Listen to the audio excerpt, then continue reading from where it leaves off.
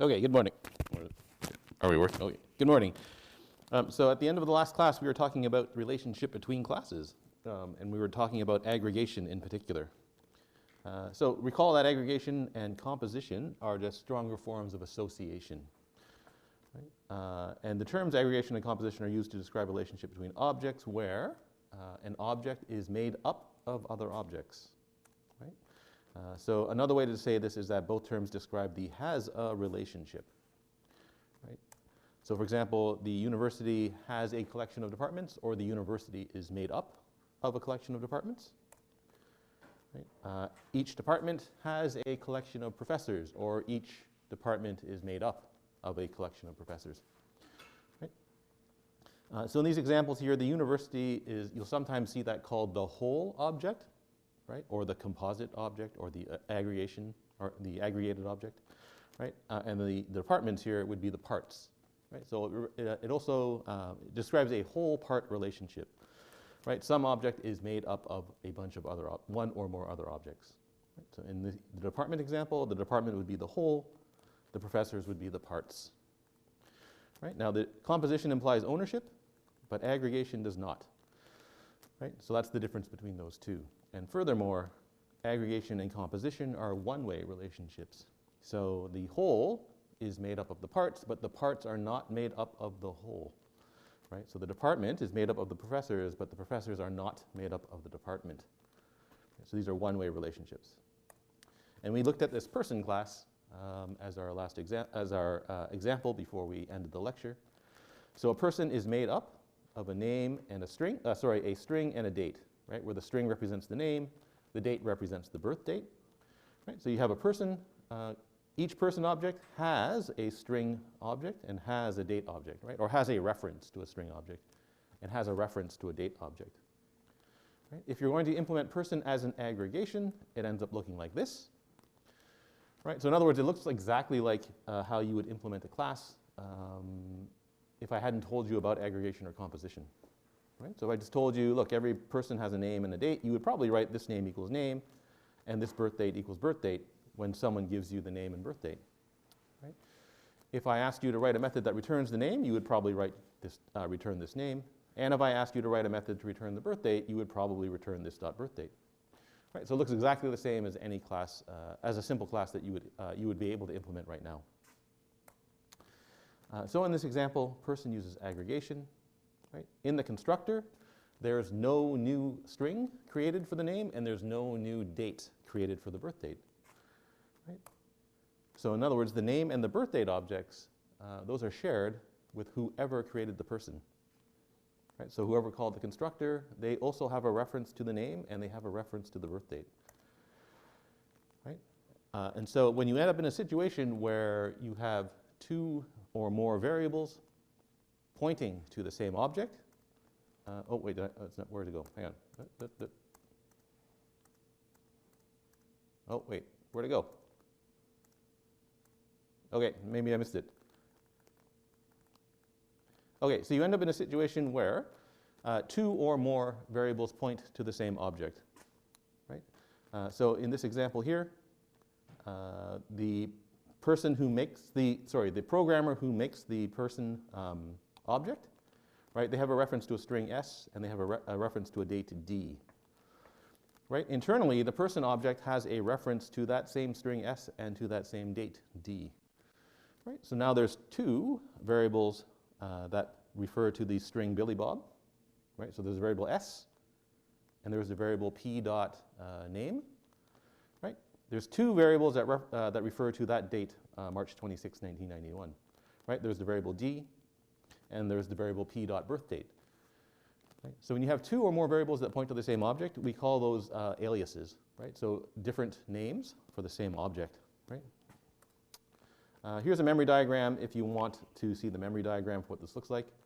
Right? So there's our string, S is our string object, right? So S refers to our string object. Right? And the name of the person object also refers to that same string object. Right? D refers to our date object, so it points to that thing. Oh, sorry. So D, right, address 350, points to that date object there. Right? P dot birth date Well, that refers to that date object there. Right? So you've got two variables, that thing there and D, that both refer to that date object. You've got two variables, S and the person's name, that point to the string object. Right? So we say that S is an alias for, I guess, the name, right? And D is an alias for the birth date. Right? Similarly, birth date is an alias for D and name is an alias for S. Right? Two different variables pointing at the same object. So what happens when somebody modifies the date object? Right? So here, the programmer who made the person object modifies the date using their variable D. Right? So they change the date to November 3rd, 1995. Right? If you then ask the person object, what is your birth date? Right? It changes from March 26th to November 3rd. Right? And if you wrote this up in Eclipse, you could easily prove that this is true. Right? So there's our person object right there. Right? There's our person class, sorry. There's my main method right here. Right? We make the string Billy Bob, we make the date March 26, 1990, we make the person object. Then we change the date using D, and then we ask the person for its birth date. Right? And if you run that program down here, you get Friday, November 3rd, midnight, 1995. Right? So the person's birth date changed from March 26th to November 3rd. Right? And it's a little bit strange in this example because the person's birth date changed, but you never told the person object to change its birth date. Right? There was no method that said, there was no method that looks like p.set birth date to the new date. Right? Why did it happen? Well, it's because D, right, points to the same object as p.birthdate.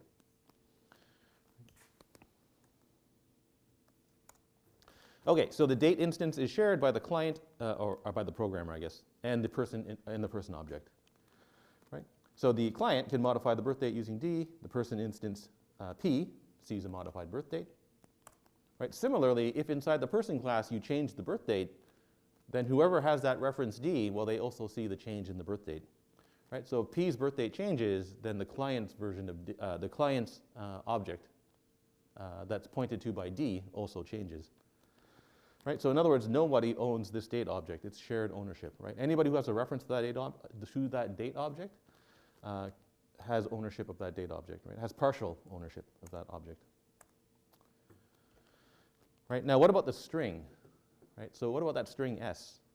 Right? So that string S, remember, strings are immutable. So when you make a string object, you can't change the string object.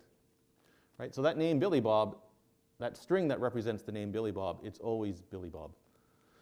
Right? So if somebody tries to change, so somebody can't change the string. Right? So what does that mean? It means that nobody can change the string. So the person's name, the only way to change the person's name is to reassign the variable name inside the person class. Right? And so what does that mean? So what an example of that is right here. Right? So what if I try to change the name? Right? So in other words, what happens if the client writes S equals, I don't know, Jane Doe? Right?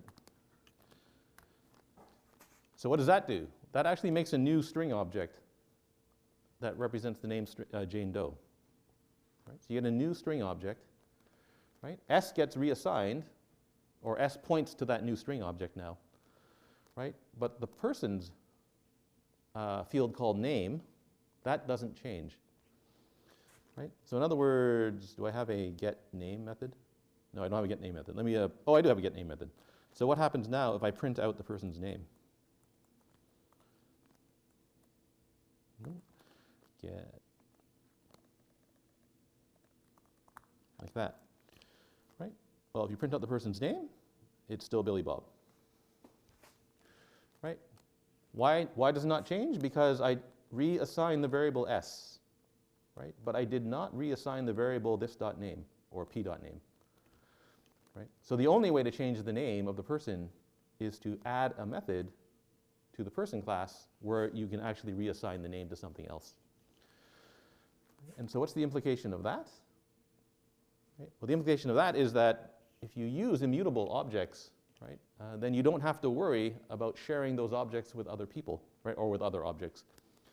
Right? So in other words, immutable objects, they make really nice building blocks for other objects. you can share them freely and never worry about their state changing, right? Because their state can't change, which is nice. Right? So if you can, so I guess if you can, you should consider using an immutable object to represent if you want to build an aggregate or a composite. Now, having said that, you can't always afford to do so.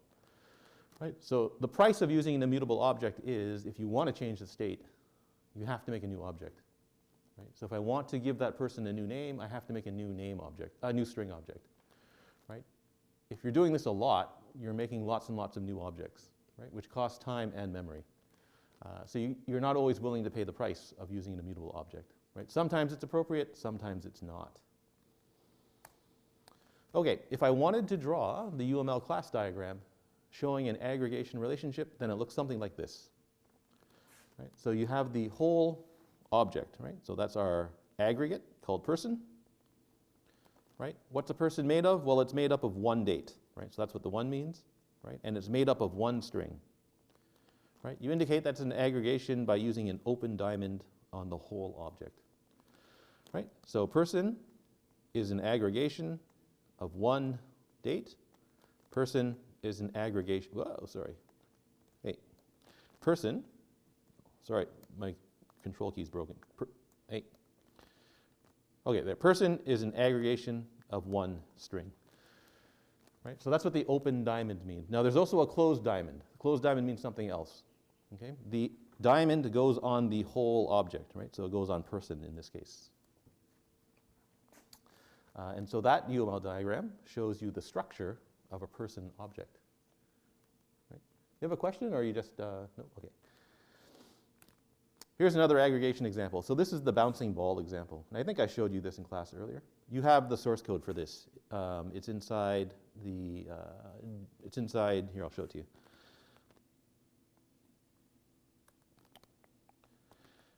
So if you go into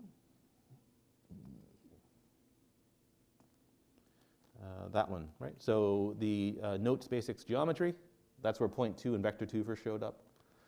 This is the projectile class. The program that makes it is the bouncing ball program. So if you run that, you get the bouncing ball. Right? I think I've showed you this before. Okay, so what is that? How does that bouncing ball work? Where's the projectile? Oh. All right, so the equations here, they're not important for the purposes of this lecture, right? If you took first year or probably high school physics, right, they almost certainly taught you how to calculate the position and velocity of a free-falling object, right? So of an object that's under the influence of gravity. And you probably were told that you would calculate the x and y position of the object, right? And the velocity of the object would be vx and vy. You can write those in vector form like this, right? So the velocity of the object after some time t, right, is the starting velocity of the object plus gravity times, plus the force of gravity times dt, right? That's dt is just the time interval, right? So in other words, the velocity changes by the amount that gravity influences the velocity, right? Now what about the position? Well, the position changes by the amount that the velocity affects the position plus the amount that gravity affects the position, right? So that turns out to be v times dt and 1/2 g times dt squared, right? Whether you've seen those equations, you probably didn't see the equations in these forms, right? You probably saw 4 sets of equations, right? But they mean the exact same thing.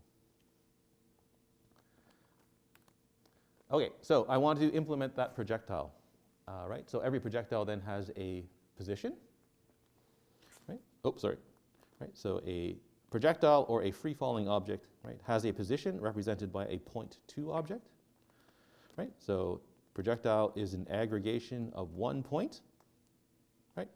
Projectile is an aggregation of one vector, where the vector represents the velocity of the projectile. Right? So it looks like in this case it's also an aggregation. Right? How do you implement it? Well, you implement it exactly the way you would think. Right? So there's our projectile. I think I've got some errors on these slides. I think I switched between POS and position and VEL and velocity. But it's got 2 fields. Right? It's got one point. It's got one vector. What does the constructor look like? Well, I have to initialize that point, and I have to initialize that vector. Right? So I'm just going to make a new point in a new vector and say that the projectile starts at the origin and it has no velocity, right? So it has a velocity of 0. Right? So in other words, you're holding the ball at the origin. If you let it go, it's just going to fall under the influence of gravity. Right? I can add a method called getPosition that returns the position. Yeah, here's the error. Let's get POS, and let's get VEL.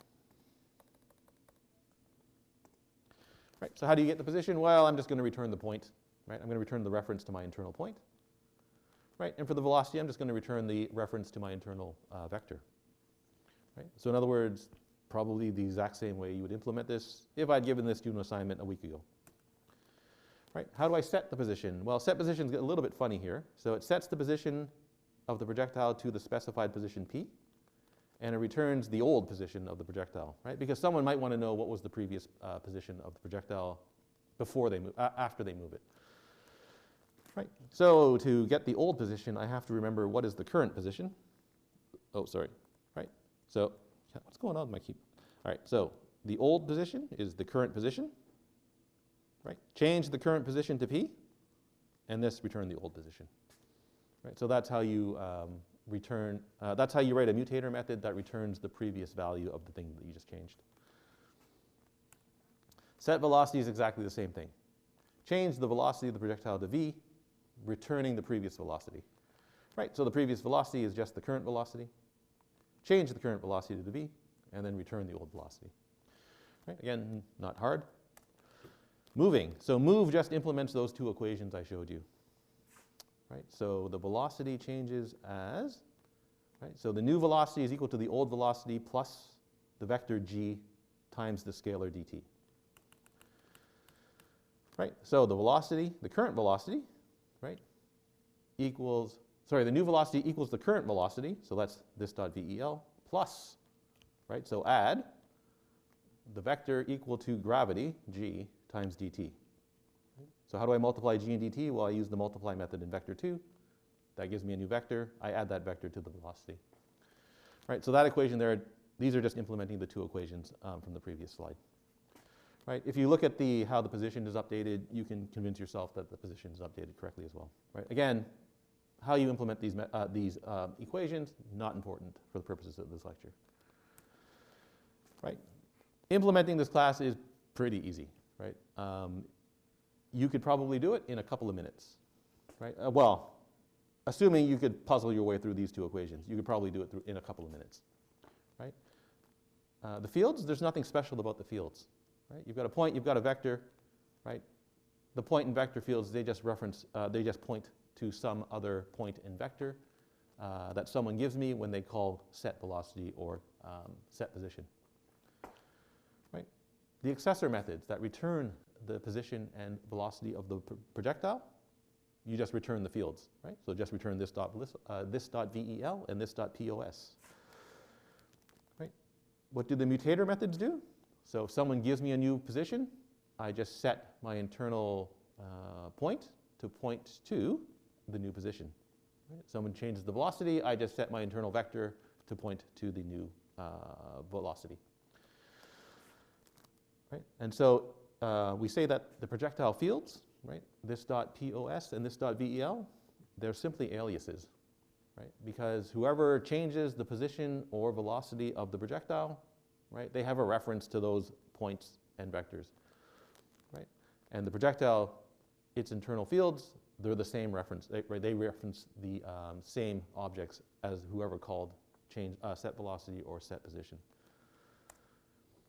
So if you write this code here, right, so I'm going to make a point, I'm going to make a vector, and then I'm going to make a projectile called ball.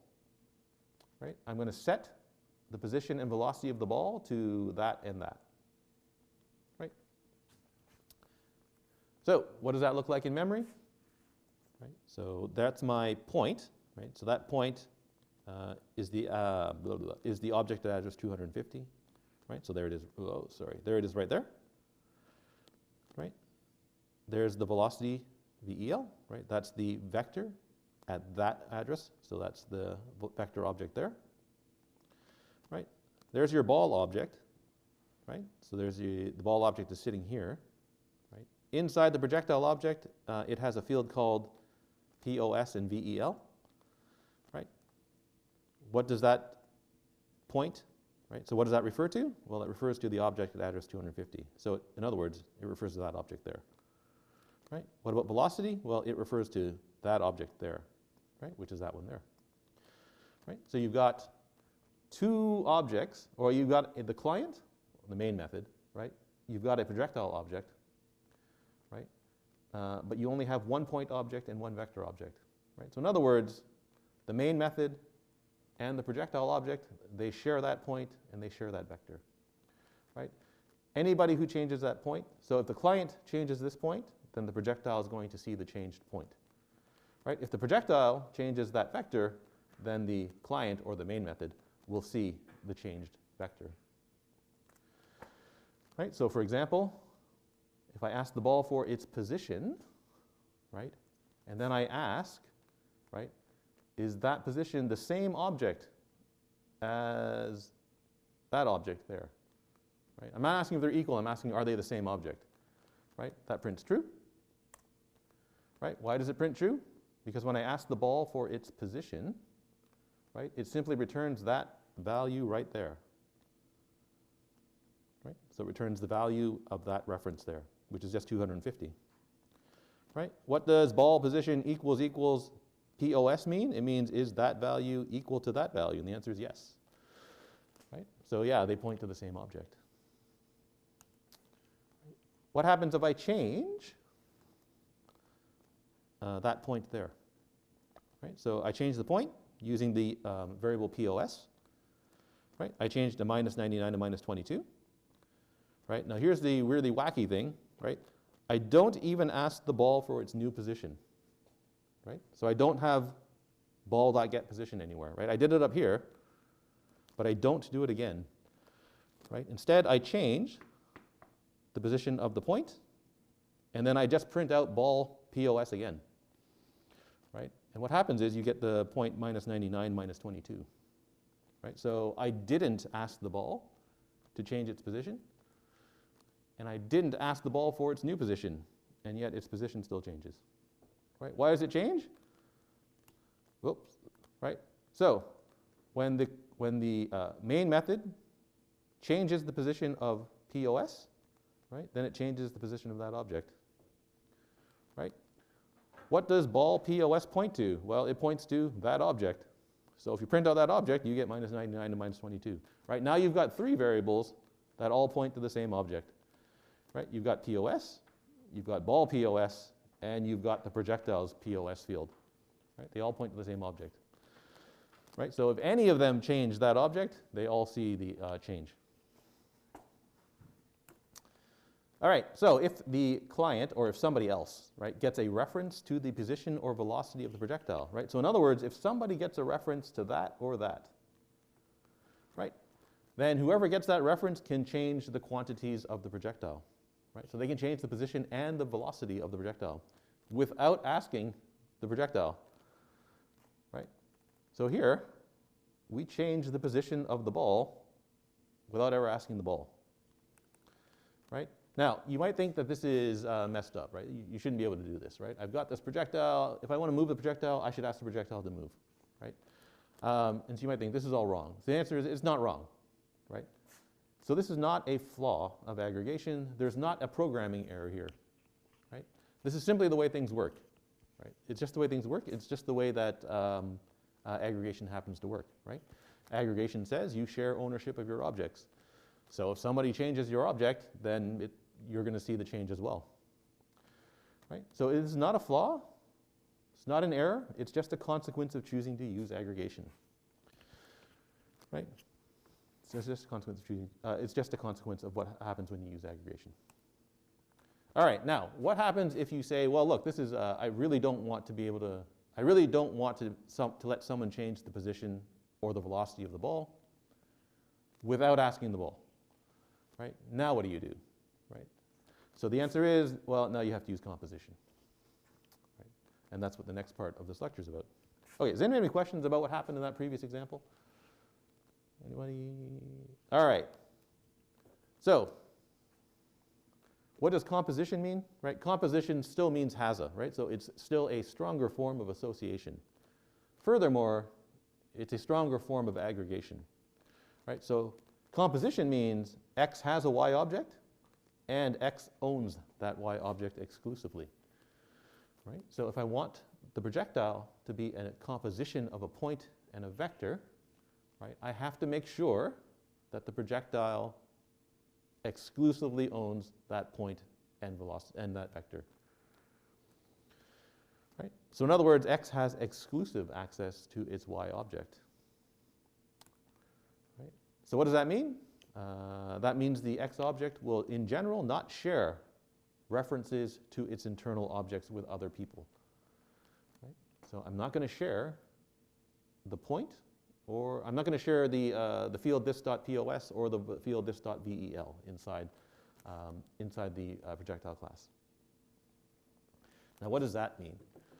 Right? So that means if you have a constructor that takes in a Y object, right, then in that constructor you have to make a copy of that Y object. Right? So I have to make an independent copy now of everything, right? Because I don't want to share my internal objects with anybody else. So any constructor you have that makes a Y object, well, it has to make a new, any constructor that you have that sets the value of your Y object has to make a copy of that, has to make a new Y object. Whenever you return whenever you want to return one of the fields of your object, you have to return a copy of the field. Right? I can't return the field directly, because as soon as you return the field directly, you've given somebody a reference to your internal object.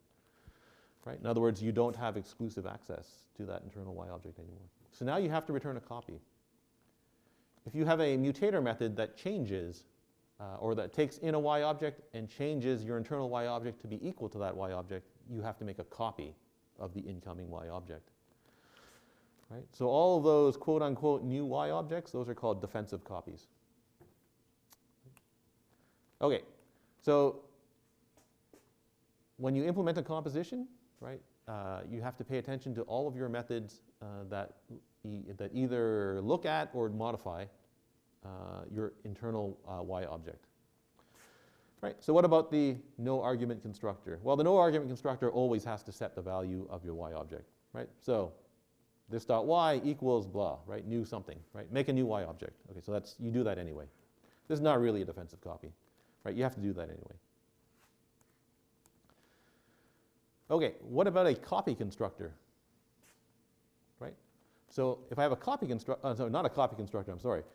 I have a constructor that takes in a Y object. Right? So how do you implement this thing? Right? Well, I can't write this dot Y equals Y, because that means your internal Y object reference is the same as Y. Right? They both point to the same object. I can't do that.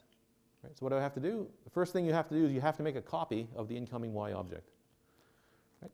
So make a defensive copy. How do you make the copy? Well, hopefully Y has a copy constructor. Right? Because if it does, it's easy to make the copy. Right? If it doesn't, then you have another problem. Right? So then you have to solve the problem of how do I copy this Y object. Right? Because not every class provides a copy constructor. Right? There's no requirement in the language. So in the Java language, there's actually no standard way to copy another object, which is a bit strange, and maybe possibly an oversight, but there's no standard way to copy an object. Right? If there's a copy constructor, you should use the copy constructor. Right? If there isn't, you should look for a method that can copy the object. If there's no method that can copy the object, you have to figure out how to make the copy yourself somehow. Okay, if you have to validate Y, then you should validate Y after you should validate the copy after you make the copy. Right? So you'll see an example of when we have to validate the incoming object shortly. Right? So for my validation, I'm just going to pretend that there's some method called check Y. Right? And it does whatever it has to do to validate the object. Right? Only after you validated the object, if you have to, right, can you set this dot Y to be equal to the copy. Right? So now your internal Y object is a new independent object compared to that. Right? So that solves the problem of that solves the constructor problem. So why is that copy required? So that thing there is called a deep copy. So why is that copy required? Because X always has to make sure it has exclusive access to its Y object. Right? If you write that, right, that's aggregation. Right? You're saying that your internal Y object is the same object as the incoming Y object. Right? So in other words, whoever called the constructor shares the Y object with your shares your internal Y object. Right? When this happens, this is called a privacy leak. Right? So when you're implementing a composition and you accidentally or inadvertently release a reference to your internal object, that's called a privacy leak. Right? It's not a privacy leak in aggregation. In aggregation, it's just how it works. Right? But in composition, right, if you inadvertently release a reference to your internal object, that's a privacy leak. Okay, so what about the copy constructor? What does the copy constructor have to do? It has to copy all of your, it's supposed to copy the state of the other object, right? So how do I copy the state of the other object, right? Well, when I make the copy, I have to copy the other object's Y object, right? So there you have an incoming X object. I have to make an independent copy of the other object's Y object, right? So this dot Y equals new Y, and then other get Y, right? Or other dot Y, or whatever you want, right? Somehow you have to get a reference to that Y object and make a copy of it, right? So again, there's another defensive copy, right? What happens if you don't do this, right? So instead, if you write this dot Y equals other dot Y, what are you saying? You're saying that the Y object of this object is the same object as the Y object of the other object, right? In other words, you've got two X objects that share the same Y object. You have a broken composition, right? So that's a privacy leak again, right? Every X object created with the copy constructor ends up sharing its Y object, right? So in other words, you have two X objects, but internally there's only one Y, right? So if one X object modifies its Y object, all the other X objects end up with a modified Y object, right? Which is not what you want to happen in a composition, right? Again, that's a privacy leak. Right? Okay, so the projectile copy constructor. So imagine we had a copy constructor for projectile, right? I want it to use composition, right? So what do? Do I have it here? No, I don't have it here, right? Okay, so let's go look at the code. And that's not the code. Projectile. Is there a copy constructor? There is. No, that's not a copy constructor. There is no copy constructor. Okay, let's put in a copy constructor. Public projectile copies another projectile. What do I call it? Other, right? Yeah. Wait, what's going on? Other? Okay, so whatever you do, don't write this POS equals other POS, right? Right? Don't do that, right? Because that's, you're now sharing,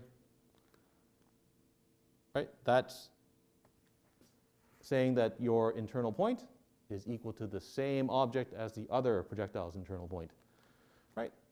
So that's no good. What do? You make a copy of the other object's internal point. So new point 2. Right? It's easy because point 2 has a copy constructor. What do you do for the velocity? Well, it's just this dot velocity equals new.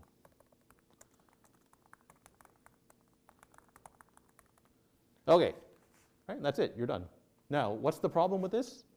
Right? Well, there's no problem except, right? Except you have to pay the time and memory of making these copies. Right? So I have to make a new point 2 object to represent my point, the point of this, the position of this object. I have to make a new vector 2 object to represent the velocity of this object. Right? What does that mean? That means there's additional memory occupied by that object. There's additional memory occupied by that object. Right? There's additional time to call the constructor and run the constructor for those objects. Right? So the price of composition is that you end up paying a price in terms of the amount of memory used and the amount of time consumed. Right? So there's always a trade-off in programming. Okay, what about accessor methods? So I want to return I want to return my internal y field, right? You can't return your internal y field, right? You cannot return this dot y, right? You have to return a copy of your internal y field, right? So return new y this dot y, right? Why is that required? Because, right, if you return this dot y, whoever calls the method now has a reference to your internal y object, right? What does that mean? You've got a privacy leak, right? If somebody uses, if someone calls get y and then modifies y, your x object sees the modified y object, right? Okay, so what about get position and get velocity inside the projectile class? That should be projectile, not ball. So what do those look like now? Right, so instead of returning this position, right, you return a copy of your internal position. Sorry. Right, so you do that. And what about the velocity? Well, you return a copy of the velocity.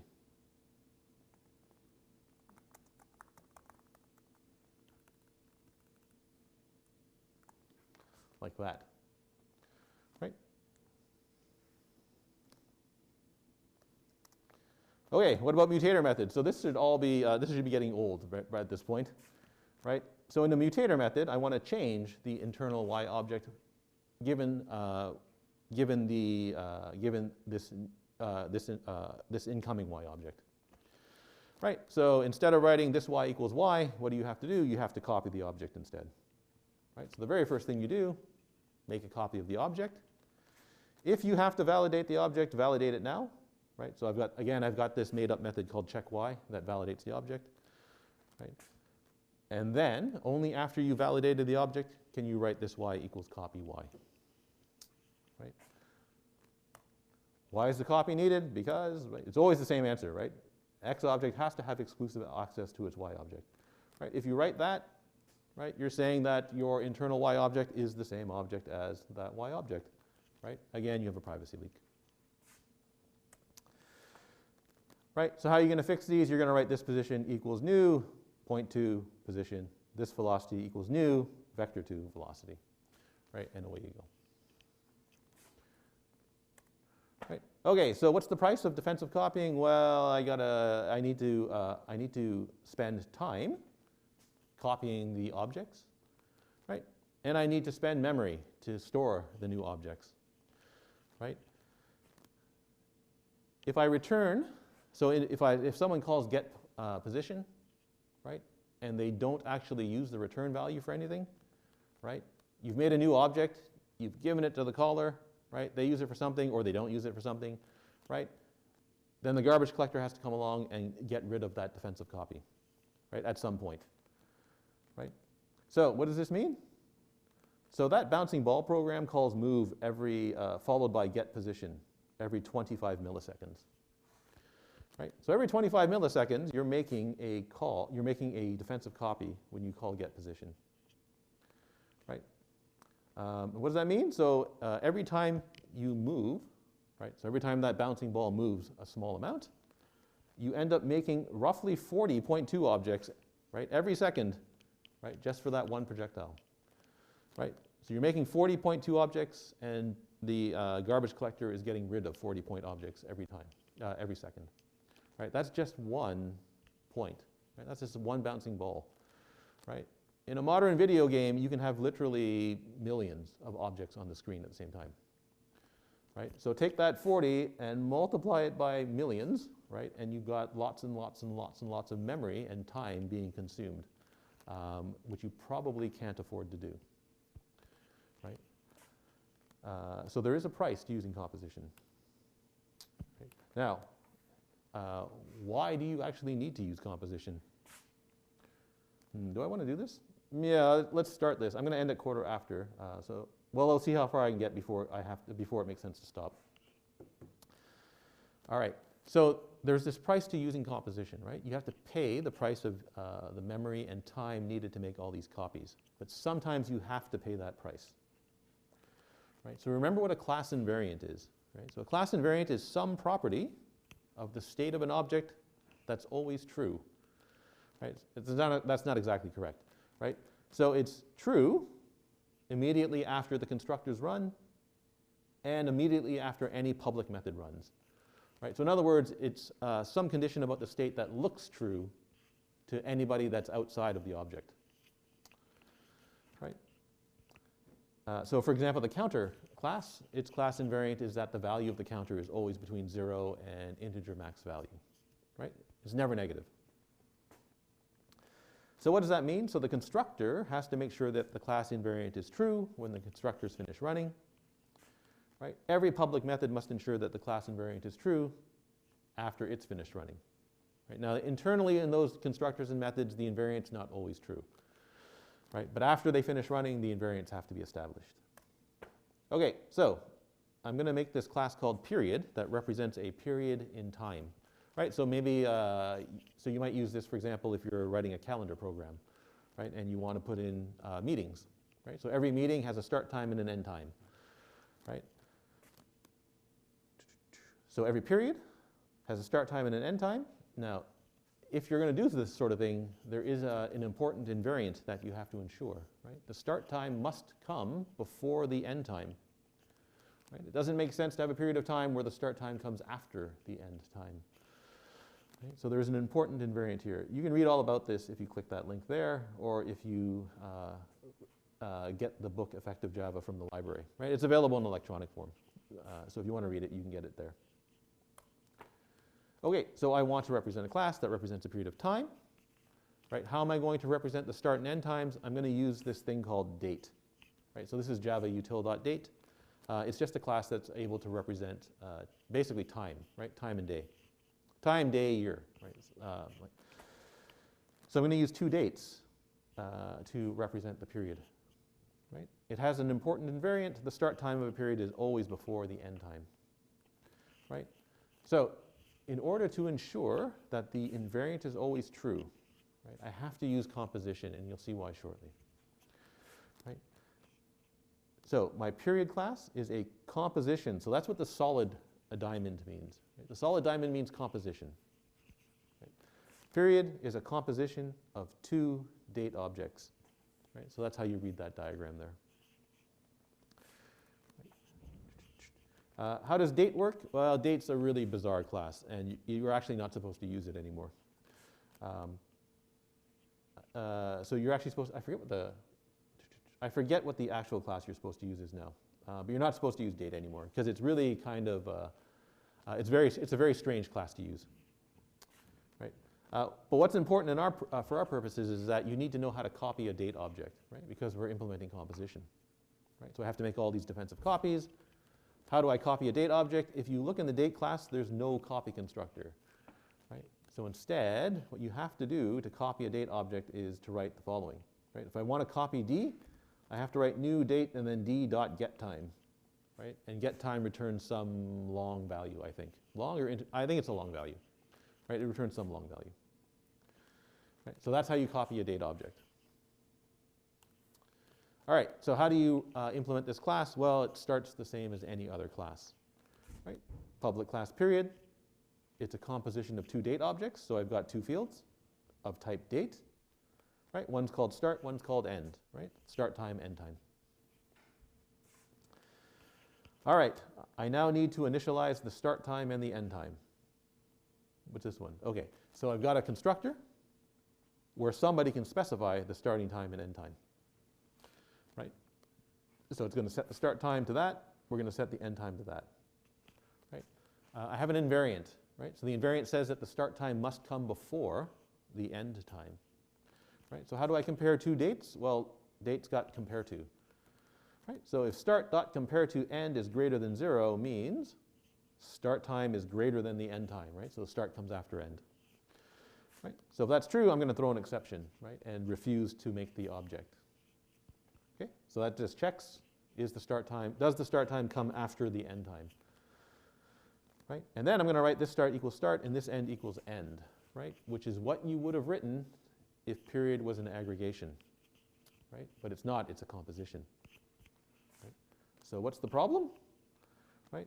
Well, I'm going to make, so someone's going to make a period object, right? They're going to make the start time, new date, the time, that makes a date object that corresponds to the time now. Okay? New date, start, get time plus 10,000 means make a date object that's equal to that start time plus 10,000 seconds. Right? So end really does come after the start time. Right? Again, the date class is weird. So if that doesn't make any sense to you, don't worry about it. Right? All you need to know is that the end time really is after the start time. Right? Then I'm going to write p equals new period start end. Right? Remember how it's implemented? It's implemented like that. Right? You can write one line of code that breaks the invariant for the class. Right? So how do you break the invariant? So set time changes the time of that object there. Right? Get time returns the returns the time of that object there. Right? So how can I break the invariant? It's one of these four things. Right? One of these four things will break the invariant.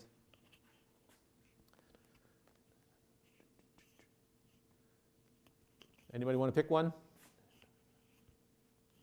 Yeah. C. All right. C says start set time to end get time minus 1. So end get time minus 1, that's still before the end time.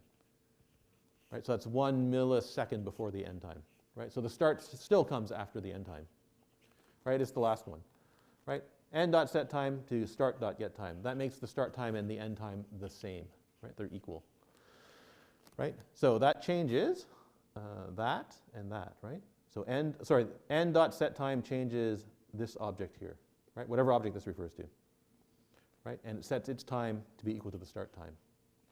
Right? Now, why does that break the period object? Right? Because inside the period class, right, this dot start is the same as that start there. Right? This dot end refers to the same object as that end object there. If you change that end object, this dot end also changes internally. Right? And so now your period class has a start time and end time that's exactly the same. Right? You've broken the invariant of the start of the class without even calling a method on the class. Right? Which is you don't want to do that, right? I've broken that object without ever calling a method on that object. Right? And so now whoever implemented the period class has a problem, right? Because they're making the promise that the start time of the period is always after the end time. Start time is always before the end time, right? And now that's no longer the case, right? So what do you have to do? You've got to do this nonsense here, right? I have to make a copy of the start time, right? So new date, start, get time. I have to make a copy of the end time, right? New date, end, get time. I have to validate the copies, right? Only after the validation is done can I write this start equals the copy and this end equals the copy, right? So now it becomes a lot harder to implement this class, right? Making copies, validating the copies, and then finally do the assignment, right? It's now 18 after the hour, so I should end there. We're going to implement the rest of the methods in the remainder of the, I guess on Monday? No, Tuesday, on Tuesday. All right, we're all done. See you next week.